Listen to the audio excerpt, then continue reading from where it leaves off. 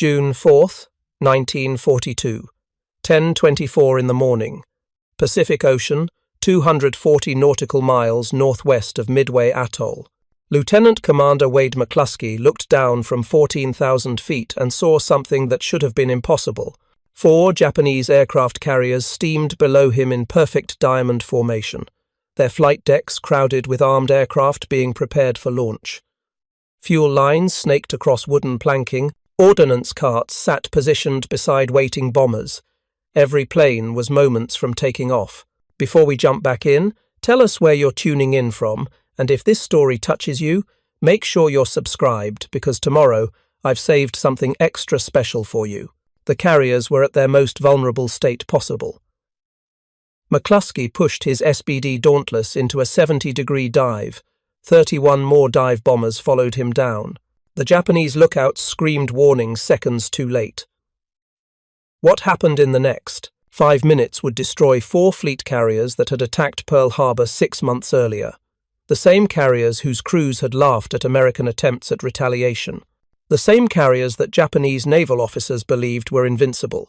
If you're enjoying this deep dive into the story, hit the subscribe button and let us know in the comments from where in the world you are watching from today. To understand why these 5 minutes mattered so profoundly, you must understand what Japan believed about itself in the 6 months between Pearl Harbor and Midway.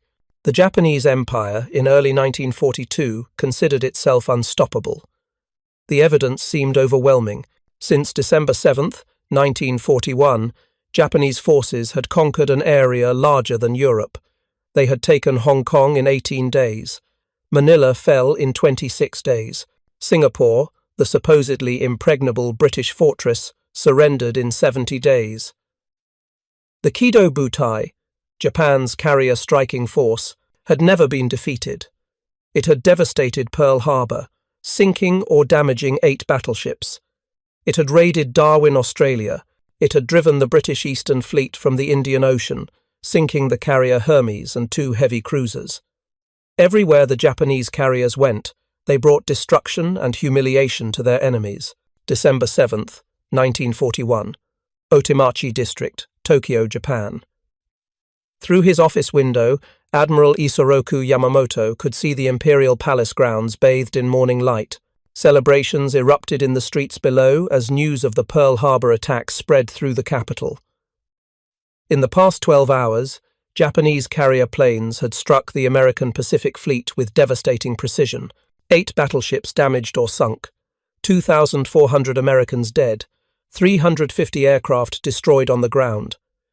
Yet Yamamoto sat alone in his office, consumed by dread rather than triumph, while military leaders and government officials celebrated what they believed was a decisive blow that would force America to negotiate peace. Yamamoto understood a truth that would haunt him until his death. This attack, which seemed like Japan's greatest victory, had actually guaranteed Japan's inevitable defeat. Yamamoto had spent years in America, more time than any senior Japanese military officer of his generation. He had walked through the steel mills of Pittsburgh, where blast furnaces produced more steel in a single day than some Japanese mills produced in a month. He had driven past the endless automobile factories of Detroit, witnessing assembly lines that churned out vehicles with mechanical precision that Japanese industry could not match. He had seen the agricultural abundance of California's Central Valley, where farms produced food surpluses that fed millions, while Japanese agriculture struggled to feed its own population. He knew what his fellow officers refused to believe. America possessed industrial, a capacity that defied Japanese comprehension. The mathematics of war that his colleagues celebrated would soon become the mathematics of Japan's doom. What none of them understood, what they could not accept even when confronted with evidence, was that this attack would trigger the most rapid industrial mobilization in human history. Yamamoto had tried to warn them. In 1941, months before Pearl Harbor, he had told Prime Minister Fumimaro Konoe in a private conversation that if ordered to fight America, he could guarantee to put up a tough fight for the first 6 months, but he had absolutely no confidence about what would happen if the war continued for 2 or 3 years. The Army General Staff had dismissed his caution as weakness, as defeatism unsuitable for a warrior. They believed American society was too soft, too divided, too decadent to mobilize for total war. They pointed to American isolationism, labor disputes, racial tensions, and political divisions as evidence that America lacked the unity and discipline necessary for modern warfare. They were catastrophically wrong. The Japanese celebration after Pearl Harbor was based on a fundamental misunderstanding of what they had actually accomplished. Yes, they had sunk or damaged battleships. Yes, they had killed thousands of Americans.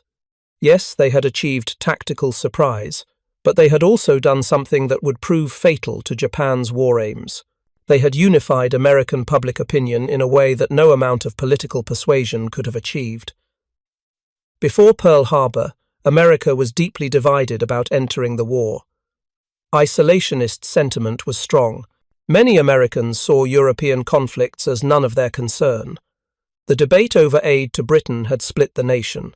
President Franklin Roosevelt, despite his sympathy for the Allies, faced massive political opposition to direct military involvement. Pearl Harbor changed everything in a single morning. The surprise attack, which Americans perceived as treacherous and dishonorable, created instant national consensus. The debate between isolationists and interventionists ended immediately. Regional differences, political party conflicts, even racial tensions temporarily faded before a unified determination to defeat Japan completely.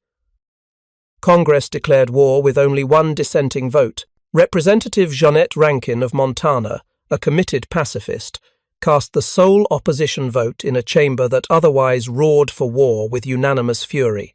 The American people, shocked and enraged by the surprise attack, supported the war effort with an intensity that Japanese planners had not imagined possible. Within weeks of Pearl Harbor, the American industrial machine began a transformation that would establish new standards for national mobilization. The War Production Board was established on January 16, 1942, exactly 40 days after the attack. Chairman Donald Nelson, a former Sears executive with no military experience, received authority unprecedented in American peacetime history. He could commandeer factories, redirect raw materials, set production quotas, and transform entire industries overnight. The speed of conversion stunned even American observers who understood their nation's industrial capacity. General Motors, the world's largest automobile manufacturer, produced its last civilian car on February 10, 1942, 64 days after Pearl Harbor. The vehicle, a Chevrolet sedan, rolled off the assembly line at noon. By midnight, the same assembly line was being reconfigured for tank production. Ford, Chrysler, Studebaker, Packard, every major automobile manufacturer in America ceased civilian production entirely. These factories, which had produced 4.5 million cars in 1941, would produce exactly 0 civilian vehicles for the duration of the war.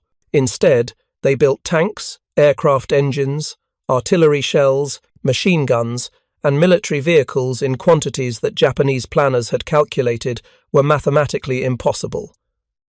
January 6, 1942, 30 days after Pearl Harbor, President Roosevelt stood before a joint session of Congress to deliver his State of the Union address. He announced production goals that Japanese intelligence officers monitoring the speech would later dismiss as propaganda. Impossible targets designed purely for American morale. 60,000 aircraft in 1942, 125,000 in 1943, 45,000 tanks in 1942, 75,000 more in 1943, 20,000 anti-aircraft guns in 1942, 35,000 in 1943, 6 million tons of merchant shipping in 1942, 10 million tons in 1943. To put these numbers in context, Japan had produced approximately 5,000 aircraft in 1941. America had built approximately 19,000 military aircraft that same year, nearly 4 times Japanese output, even before mobilization began. Roosevelt was demanding production increases that would dwarf anything the world had ever seen. Japanese military planners simply could not conceive of industrial capacity on the scale Roosevelt was describing. They analyzed the speech and concluded it was propaganda. Impossible goals meant to boost civilian morale. They calculated that no nation could achieve such production levels. They were wrong. American factories would not only meet many of these targets, but in some categories would exceed them dramatically. The automobile industry's conversion provides a window into American industrial flexibility that Japan could not match.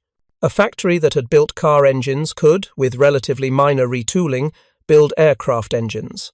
Workers who had assembled transmissions could learn to assemble tank drivetrains. The fundamental industrial infrastructure, the machine tools, the trained workforce, the management systems, the supply chains, could be redirected toward military production with stunning speed. Japan possessed no equivalent flexibility. Japanese military production existed in dedicated facilities that could not easily be converted or expanded. When a Japanese aircraft factory was damaged, it could not be quickly rebuilt or replaced. When American factories were operating at capacity, new factories were built in months. By March 1942, just 3 months after Pearl Harbor, the massive Willow Run plant outside Detroit began producing B-24 Liberator bombers. The plant was so large it had its own railway system, its own power plant, and its own fire department. At peak production, Willow Run would produce one complete bomber every 63 minutes. 1 bomber per hour, 24 bombers per day. This single factory would ultimately produce nearly 9,000 aircraft, more than Japan's entire aircraft industry produced in some years. But the transformation went far beyond simple factory conversion. It represented a fundamental reorganization of American society that Japanese observers found incomprehensible. Boeing's Seattle plant provides an illustrative example. In 1941, before Pearl Harbor, the facility employed 4,000 workers producing aircraft at a modest pace. By the war's peak, the plant employed 30,000 workers operating 3 shifts per day, 7 days per week. The workforce had increased 7-fold in less than 3 years. Preparing and narrating this story took us a lot of time, so if you are enjoying it, subscribe to our channel, it means a lot to us. Now, back to the story. Where did these workers come from? From every segment of American society. Women, who had comprised less than 1% of aircraft industry workers before the war, made up over 10% by mid-1942. By March 1943, women comprised 30% of aviation manufacturing employees. By 1945, women made up 65% of the aircraft industry workforce in some facilities. These women were not merely filling clerical roles or performing light assembly work. They were primary workers performing every task previously reserved for men. They welded fuselages with acetylene torches. They operated massive hydraulic presses, forming aluminum sheets. They assembled complex engines with thousands of precisely fitted parts. They read technical blueprints. They performed quality control inspections. They drove forklifts, operated cranes, and worked on assembly lines, producing everything from bullets to battleships. The iconic Rosie the Riveter was not propaganda. She was economic reality, representing millions of women who left homes and entered factories to support the war effort.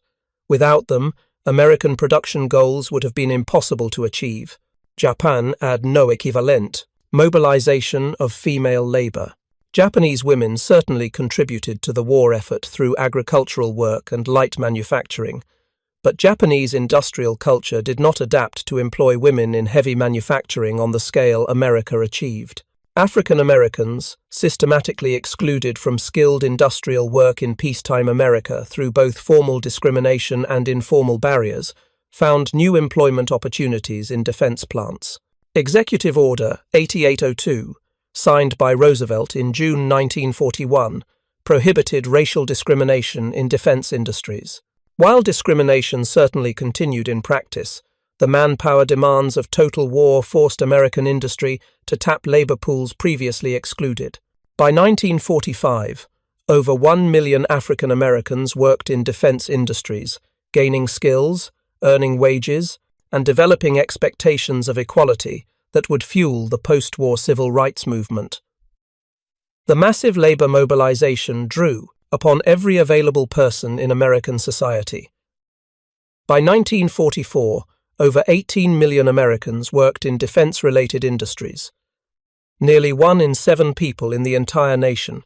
While America was mobilizing its industrial capacity with breathtaking speed, Japan was winning victory after victory in the Pacific. But these victories, impressive as they appeared, were consuming resources and experienced personnel that Japan could not replace. Every aircraft shot down, every pilot killed, every ship damaged represented an irreplaceable loss for an industrial base that could not match American production rates. In February 1942, Japanese forces captured Singapore, the Gibraltar of the East, from the British. The surrender of over 80,000 British, Indian, and Australian troops was the largest capitulation in British military history. Winston Churchill called it the worst disaster in British military history. For Japan, it seemed to confirm that Western's colonial powers were collapsing before Japanese military excellence. In March 1942, the Dutch East Indies fell to Japanese forces, giving Japan control of the oil fields that had been a primary strategic objective. Japanese planners had gone to war partly to secure access to oil, rubber, and other strategic materials that Western embargoes had denied them. Now they controlled the resources. But controlling territory and actually extracting and transporting resources were different matters, as Japan would soon discover. In April 1942, American forces in the Philippines, under relentless Japanese attack and with no hope of reinforcement, surrendered. General Douglas MacArthur, ordered by President Roosevelt to evacuate to Australia, left behind tens of thousands of American and Filipino troops who would endure the Bataan Death March and years of brutal captivity. As MacArthur departed, he made his famous promise, "I shall return." Japanese officers laughed at this statement. They believed the Philippines were permanently lost to America. They could not imagine how America would ever marshal the forces necessary to recapture territory so far from American shores. They would learn. By April 1942, Japan had achieved all its initial war objectives and more. The defensive perimeter that Japanese planners had envisioned stretched from the Aleutian Islands in the north to the Solomon Islands in the south, from Burma in the west to the Marshall and Gilbert Islands in the east. Within this vast territory, Japan controlled resources, populations, and strategic positions that seemed to guarantee permanent empire. Japanese military leaders began discussing their next objectives. Some advocated consolidating gains and establishing impregnable defenses. Others pushed for continuing offensive operations to extend the perimeter further, perhaps striking at Ceylon to threaten British control of India, or attacking Samoa and Fiji to cut communications between America and Australia. Admiral Yamamoto advocated for a different strategy. He wanted to draw out and destroy the American carrier force, which had escaped damage at Pearl Harbor and represented the only significant American naval capability in the Pacific. He proposed attacking Midway Atoll, a small American outpost northwest of Hawaii. The attack would serve multiple purposes. Capturing Midway would extend Japan's defensive perimeter. More importantly, the attack would force the American carriers to respond, giving Japan the opportunity to destroy them in a decisive battle. Yamamoto's plan was approved. The Midway operation would be Japan's most ambitious offensive since Pearl Harbor. Over 200 ships would participate, including 4 fleet carriers that had struck Pearl Harbor. Yamamoto believed overwhelming force would guarantee victory.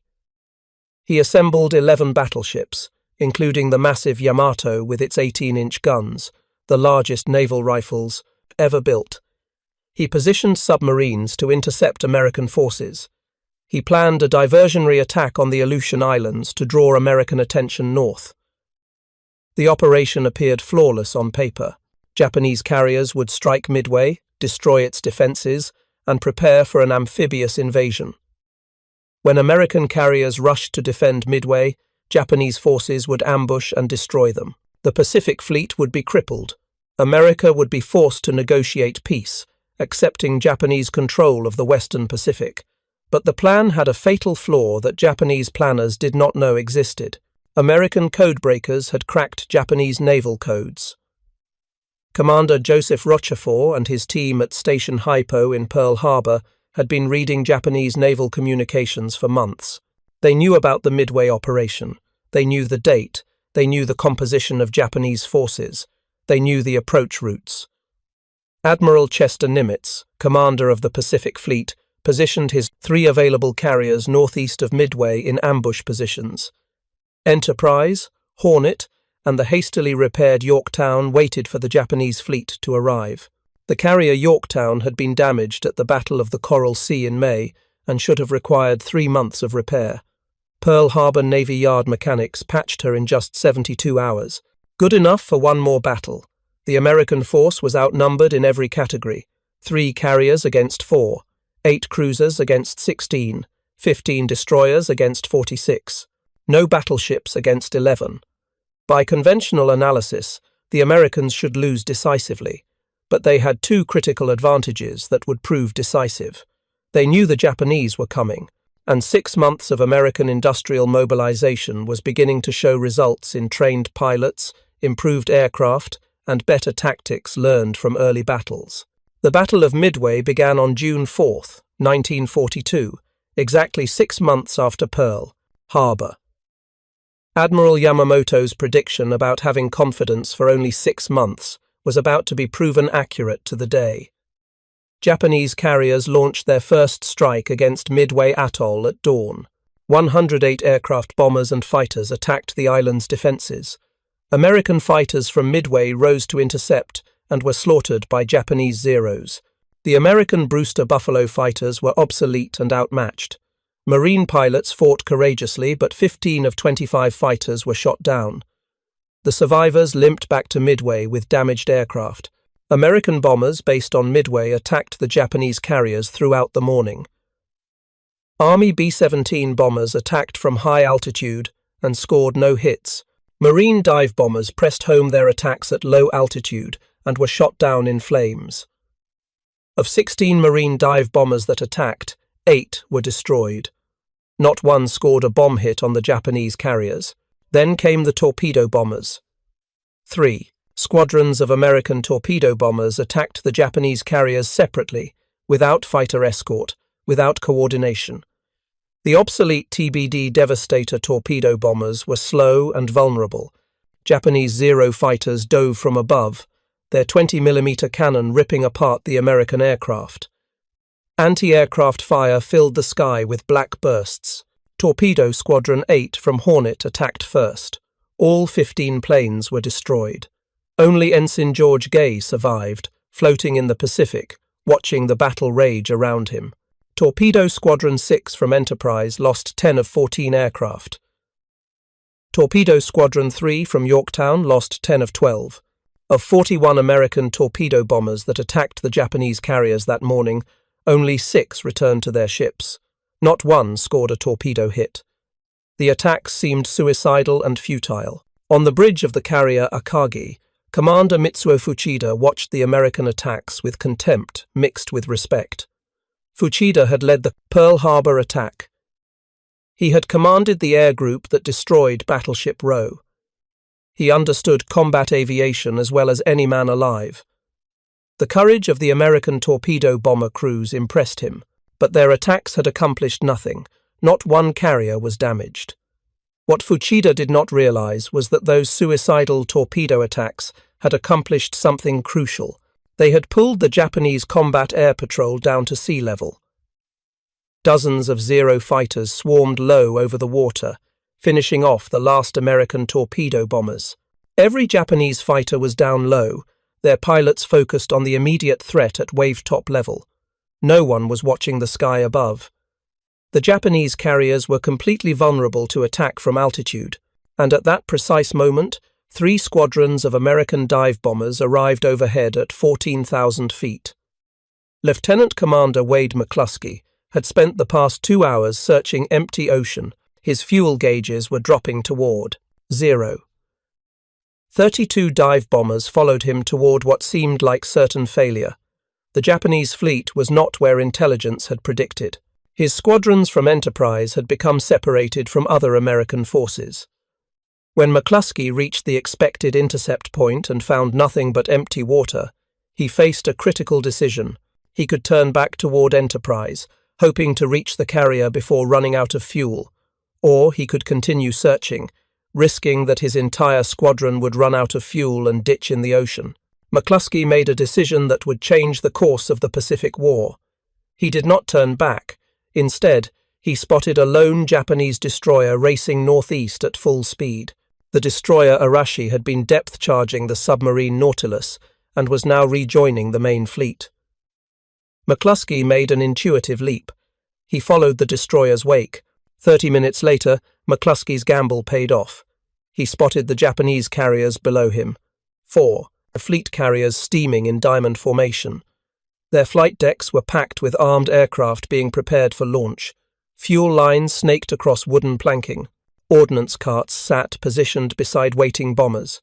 At that same moment, dive bombers from Yorktown, approaching from a different direction under Lieutenant Commander Maxwell Leslie, also arrived over the Japanese fleet. Through pure chance rather than coordination, 3 squadrons of American dive bombers had converged over the Japanese carriers at precisely the moment when those carriers were most vulnerable. The Japanese had no radar. Their combat air patrol of Zero fighters was down at sea level. The sky above the carriers was completely undefended. Admiral Chuichi Nagumo, commanding the Japanese carriers, had just given the order to launch the counterstrike against the American fleet. Within minutes, all aircraft would be airborne. The destruction of the American carriers would begin. Then, the dive bombers arrived. McCluskey's radio call was simple. Attack. He rolled into his dive at 10:24 in the morning. 31 more dauntless dive bombers pushed over behind him. They fell from 14,000 feet at 260 miles per hour, howling down at 70-degree angles. The Japanese had no time to react. The anti-aircraft guns that had devastated the low-flying torpedo bombers could not elevate fast enough to track the dive bombers screaming down from above. The Zero fighters were miles away and thousands of feet too low, unable to climb fast enough to intercept. The Japanese carriers, having just turned into the wind for launch operations, could not maneuver. They were perfect targets. At 2,500 feet, the pilots released their bombs. 500-pound armor-piercing bombs with delayed fuses fell for 4 seconds before impact. Those 4 seconds decided the war. The first bomb hit Kaga at 10:25 in the morning. It struck just aft of the island superstructure. The explosion detonated aviation fuel and armed bombs on the flight deck. A second bomb hit near the forward elevator. A third hit the port side. A fourth struck the bridge, killing Captain Jisaku Okada and most of the senior officers. Within 60 seconds, Kaga was transformed from a powerful warship into a funeral pyre. Simultaneously, 3 planes from Lieutenant Richard Best's section dove on Akagi. The formation had been confused. Almost all the dive bombers had attacked Kaga. Best pulled his 2 wingmen out of their dives and headed for the second carrier. His bomb hit Akagi precisely amidships, penetrating the flight deck and exploding in the hangar deck. The shockwave detonated torpedoes and bombs stored there. Secondary explosions ripped through the ship. The third carrier, Soryu, was attacked by dive bombers from Yorktown. Lieutenant Commander Maxwell Leslie led 17 planes in a perfectly executed attack. 3 bombs hit Soryu in quick succession. The first hit near the forward elevator, the second amidships, the third aft. Aviation fuel ignited. Bombs and torpedoes exploded. Within minutes, Soryu was a blazing wreck, her crew abandoning ship. The attack lasted 5 minutes. When it was over, 3 Japanese fleet carriers were mortally wounded. Akagi, flagship of the carrier striking force, was burning out of control. Kaga, veteran of Pearl Harbor and every major Japanese operation, was consumed by explosions. Soryu, the smallest of the fleet carriers, was engulfed in flames. More than 240 aircraft were destroyed, either burned on the flight decks or trapped in the hangar decks below. Over 700 highly trained pilots and aircrew were dead or would die in the fires. The statistics of what had just been destroyed were staggering. These three carriers represented two-thirds of Japan's fleet carrier force. They had participated in every major Japanese naval operation since Pearl Harbor. The pilots and aircrew lost in those 5 minutes could not be replaced. Japan had trained these men for years. They had combat experience stretching back to the China War in 1937. The torpedo bomber pilots could put their weapons within feet of their target. The dive bomber pilots could hit moving ships from 12,000 feet. The fighter pilots had destroyed Allied aircraft over China, Pearl Harbor, the Philippines, and the Dutch East Indies. This was not just equipment burning, this was institutional knowledge, accumulated skill, irreplaceable experience going up in flames. What made the disaster even worse was the timing. If the American attack had come 10 minutes earlier, many Japanese aircraft would still have been in the hangar decks where they were somewhat protected. If the attack had come 10 minutes later, most aircraft would have been launched, and the carrier's decks would have been relatively clear. But the American dive bombers arrived at the worst possible moment for Japan. Every carrier had its deck packed with fully fueled, fully armed aircraft. The flight decks had become floating bomb magazines. One spark was all it took to transform each carrier into an inferno. Commander Fuchida, standing on Akagi's bridge, heard the scream of the dive bombers seconds before impact. He looked up to see 3 black aircraft plummeting toward his ship. A terrible silence hung over the ship for an instant. Then the first bomb hit. The explosion lifted him off his feet. Smoke and flame erupted from the hangar deck. He watched in horror as Kaga and Soryu also erupted in flames simultaneously. 3 carriers burning at the same moment.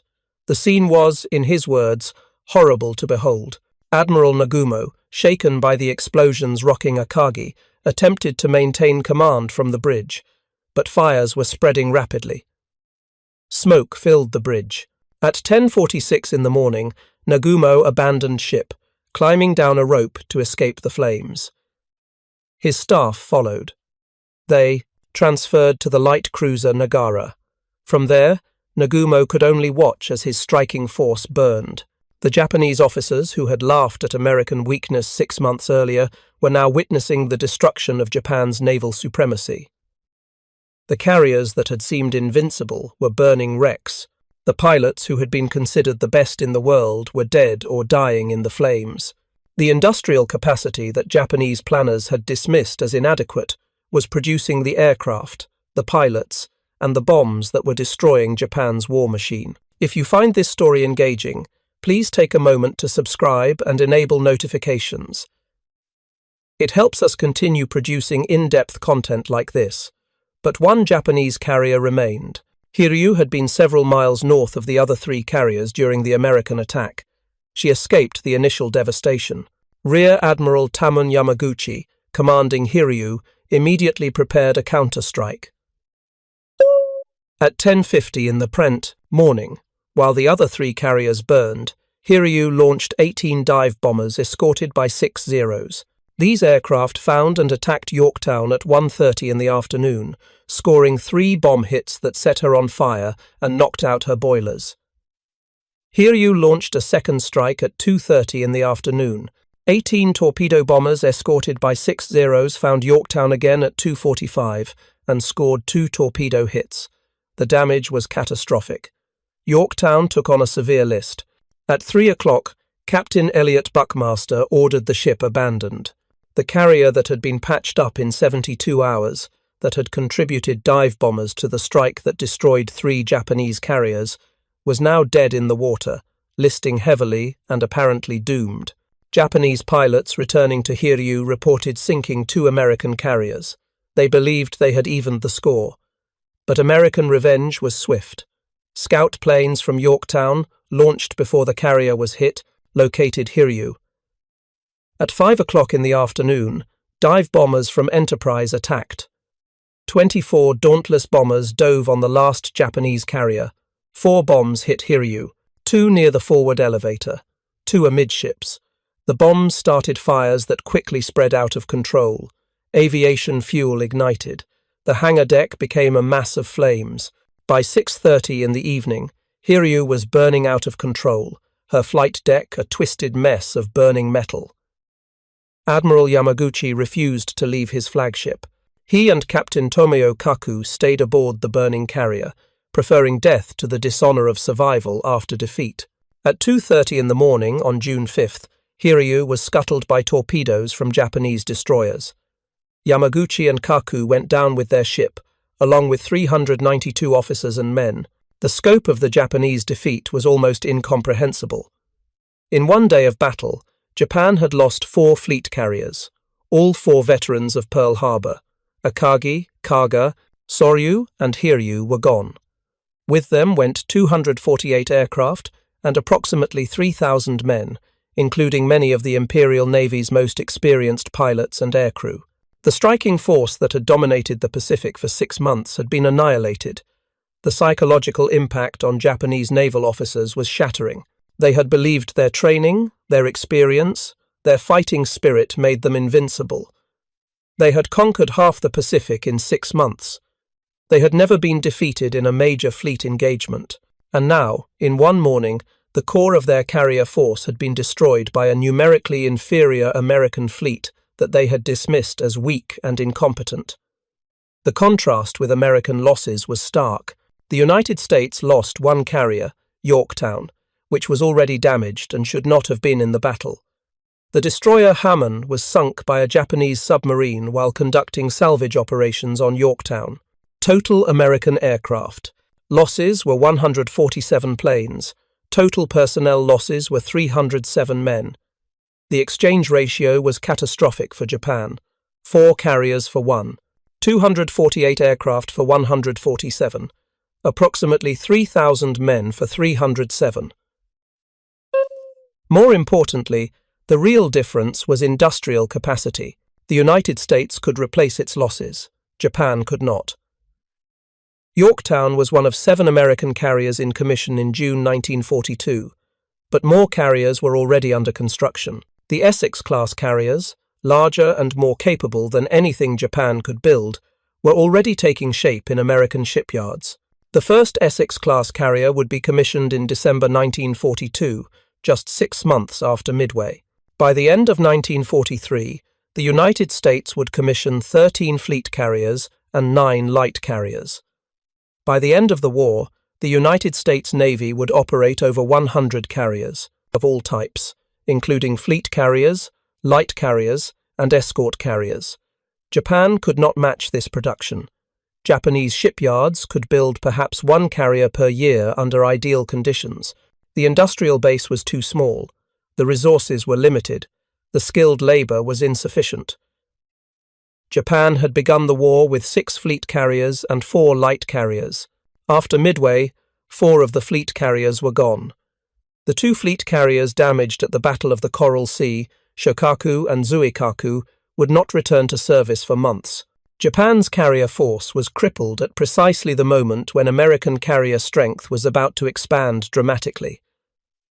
The pilot losses were even more devastating than the ship losses. Japanese naval aviation training took years to produce combat-ready pilots. The standards were extremely high.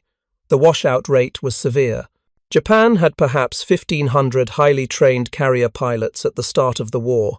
After Midway, perhaps 1,000 remained, and the training pipeline could not produce replacements fast enough. By 1944, Japanese carrier air groups would be filled with minimally trained pilots flying obsolete aircraft against American pilots, with hundreds of hours of training in the most advanced aircraft in the world. The decline would be relentless and irreversible. Admiral Yamamoto, commanding from the battleship Yamato hundreds of miles away, received the news of the disaster in disbelief. He had assembled over 100 ships for the Midway operation, the most powerful fleet Japan had ever sent to battle. He had planned to annihilate the American carriers. Instead, his own carrier force had been destroyed. At 2:55 in the morning on June 5th, Yamamoto issued the order to abandon the Midway operation and withdraw. The invasion fleet turned for home. The withdrawal was humiliating. The landing force that was supposed to occupy Midway never got close to the island. The battleships that were supposed to bombard Midway into submission never fired a shot. The submarines that were supposed to intercept the American carriers were out of position and accomplished nothing. The Japanese officers who had laughed at Pearl Harbor's aftermath now faced the reality that their 6 months of victories had ended. The industrial mobilization that Japanese planners had dismissed as impossible propaganda was producing results that were destroying Japan's ability to wage war. The American production goals that had seemed fantastical in January were becoming reality in June. Commander Fuchida, recovering from his injuries aboard a destroyer that rescued him from Akagi, understood immediately what had happened. Japan had lost not just a battle, but the war. The margin of naval air superiority that had enabled Japan's conquests was gone. The experienced pilots who could not be replaced were dead. The carriers that required years to build were at the bottom of the Pacific. Japan would never recover from this single day of losses. Never recover from the 5 minutes that began at 10:24 in the morning on June 4th, 1942. The Americans, it turned out, were not weak. They were not soft. They were not divided. They were angry, unified, and mobilizing industrial capacity that Japan could not match or overcome. The laughter that had echoed through Tokyo after Pearl Harbor was silenced by the flames consuming 4 aircraft carriers in the middle of the Pacific Ocean. The 6 months of confidence were over. The reality of industrial warfare was beginning, and that reality favored America overwhelmingly. The Battle of Midway marked a turning point not just in naval tactics but in the fundamental nature of the Pacific War. What Japanese planners had failed to grasp before Pearl Harbor was now becoming brutally apparent. Modern industrial warfare was not decided by the courage of individual warriors or the excellence of military training. It was decided by production capacity, by the ability to replace losses faster than they could be inflicted, by the mathematics of industrial output measured in thousands of aircraft and millions of tons of shipping. In the 3 years following Midway, from June 1942 to June 1945, Japan would complete 6 new carriers.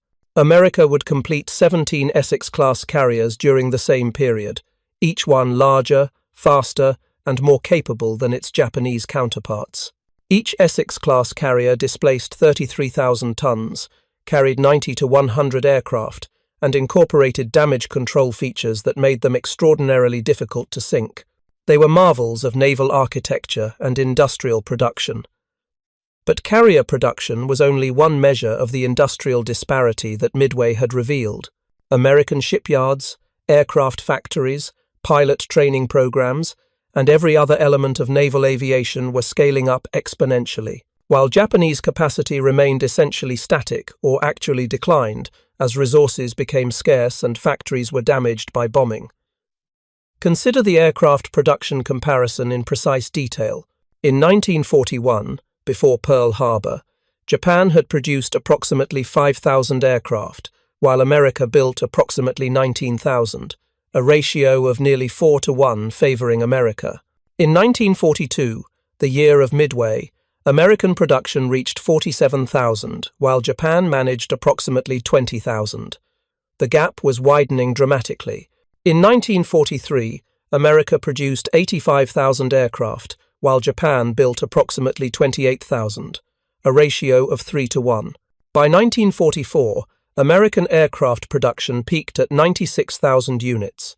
By war's end in 1945, cumulative American production reached 297,000 military aircraft.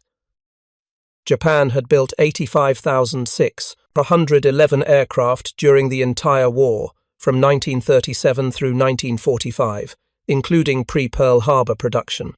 The cumulative ratio was more than 3 to 1 sustained across years of maximum mobilization by both nations. But simple ratios understate the disparity because American aircraft were on average larger, more complex, longer-ranged, and more heavily armed than Japanese aircraft.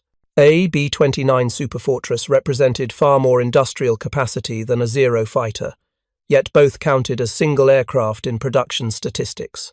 The disparity extended to every category of war production, revealing systematic American industrial dominance across all measures.